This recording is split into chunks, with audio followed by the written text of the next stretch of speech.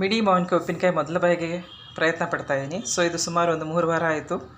ಮಾವಿನಕಾಯಿ ಹಾಕಿಟ್ಟಿದ್ದೀನಿ, ಚೆನ್ನಾಗಿ ನೀರು ಸಹ ಹೀಗೆ ಬಿಟ್ಟಿದೆ. ಸೊ ಇದಕ್ಕೆ ನಾನು ಒಣಮೆಣಸಿನ್ಕಾಯಿ, ಇದು ಮನೆಯಲ್ಲೇ ಮಾಡಿದಂತಹ ಅರಿಶಿನ ಮತ್ತು ಸಾಸಿವೆ, ಇಂಗು, ಸೊ ಬಿಸಿಲಲ್ಲಿ ಹಾಕಿ ಎಲ್ಲ ಒಣಗಿಸ್ಬಿಟ್ಟು ಈ ರೀತಿ ಪೌಡ್ರ್ ಮಾಡ್ಕೊಂಡಿದ್ದೀನಿ. ಈಗ ಈ ನೀರನ್ನು ನಾನು ಈ ಮಾವಿನಕಾಯಿಂದ ಸೋಸಿಕೊಂಡು ಈ ನೀರನ್ನು ಇನ್ನೂ ಸ್ವಲ್ಪ ನೀರು ಹಾಕಿ, ಬೇಕಾದರೆ ನೀರು ಹಾಕಬೇಕಂದ್ರೆ ಸೊ ಬಿಸಿ ಮಾಡಿ ನಂತರ ನಾನು ಆ ಖಾರನ ಮಿಕ್ಸ್ ಮಾಡ್ತೀನಿ. ಬೇಕಾದರೆ ನೀವು ಇದಕ್ಕೆ ಬೆಳ್ಳುಳ್ಳಿ ಸಹ ಹಾಕ್ಕೊಳ್ಬಹುದು. ಈಗ ಉಪ್ಪು ನೀರನ್ನು ಕುದಿಯೋಕ್ಕೆ ಬಿಟ್ಟಿದ್ದೀನಿ. ಇದು ಚೆನ್ನಾಗಿ ಕುದಿಬೇಕು. ಕುದಿದು ತಣ್ಣಗಾದ ನಂತರ ಇದನ್ನು ಈ ಪೌಡ್ರ್ ಜೊತೆ ಹಾಕಿ ನಾವು ಮಿಕ್ಸ್ ಮಾಡಬೇಕಾಗತ್ತೆ.